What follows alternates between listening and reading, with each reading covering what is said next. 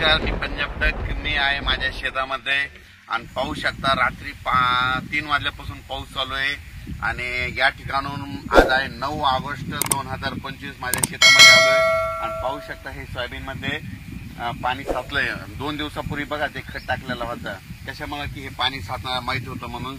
आणि शेतकऱ्याला सांगू इच्छितो तुम्ही काय करा, ज्यांच्या शेतामध्ये पाणी साचतंय, कापसामध्ये साचतंय, सोयाबीन मध्ये पाणी साचतंय, तुम्ही काय करा सुपर फॉस्फेट फेका. कशामुळे कारण की ना पाणी साचल्यानंतर हे पाणी आटून जातं लवकर आणि तिथं चांगला उतार येतं म्हणून हे आधीच अगोदरच आम्ही टाकलं होतं, खत टाकलं होतं कारण की इथं पाणी साचणार हे माहित होतं. आणि या ठिकाणावर मी अंदाज देणार आहे. राज्यात आज आहे 9 ऑगस्टच्या दरम्यान राज्यात आता सांगायचं झालं तर आता बीड जिल्हा, त्याच्यानंतर लातूर जिल्हा, त्याच्यानंतर परभणी जिल्हा, त्याच्यानंतर जालना जिल्हा, संभाजीनगर, अहिल्यानगर, इकडं जळगाव जिल्हा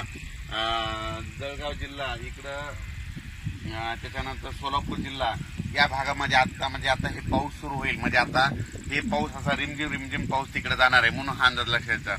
पण राज्यात सांगायचं झालं तर आज 9, 10 आणि 11 ऑगस्ट पर्यंत आणखीन आता हे पाऊस चालूच राहणार आहे. म्हणजे दररोज वेगवेगळ्या भागात पडणार आहे म्हणून हा अंदाज लक्षात येता. त्याच्यानंतर राज्यातल्या सर्व शेतकऱ्याला सांगू इच्छितो की मग काय झालं, जळगाव जिल्ह्यातल्या, नंदुरबार, धुळे जिल्ह्यातल्या शेतकऱ्याचे फोन आले, आमच्या इकडे पाऊस नाही, तुमच्या इकडे तर भरपूर पडायलाय.